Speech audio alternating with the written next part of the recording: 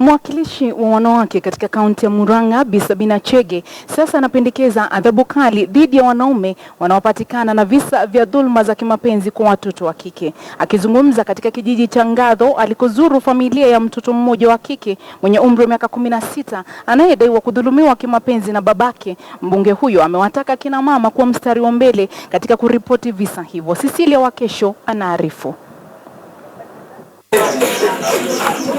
Huku visa vya dhulma za kimapenzi vikiendelea kuripotiwa kila uchao kote nchini, kaunti ya Murang'a haijasazwa. Jamaa mmoja katika kijiji cha Ithanga anadaiwa kutumia keki iliyotiwa mihadarati ili kumlewesha bintiye mwenye umri wa miaka 16 na baadaye kumdhulumu kimapenzi. Pia anadaiwa kumtumia jumbe za matusi.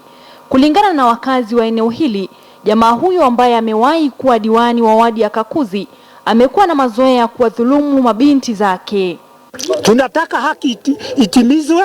Mwenye anasema amenunua hii shamba lazima mama Wangare apate kipande cha ardhi katika hii shamba, na kama haitakuwa hivyo tutajua serikali ambayo tunafanya naye haina nguvu hata kidogo. Kwa hivyo hata haina haja ya kurudi kwa mamlaka kama hakuna mtetezi wa ukweli ambaye atasimama aseme mama Wangare apewe haki yake.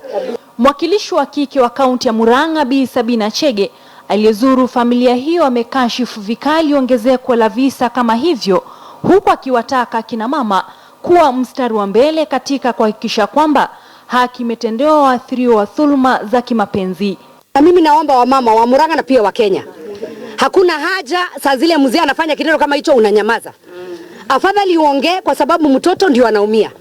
Na mimi ningesema sasa, afadhali sasa ule mtu yeyote kwa nchi ya Kenya ambaye anashika mtoto, ambaye anafanya hiyo kitendo kwa mtoto, huyo la afadhali ile kiungo yake ikatwe na itupwe. Ndio akae kama hana. Cecilia Wakesho, KTN News.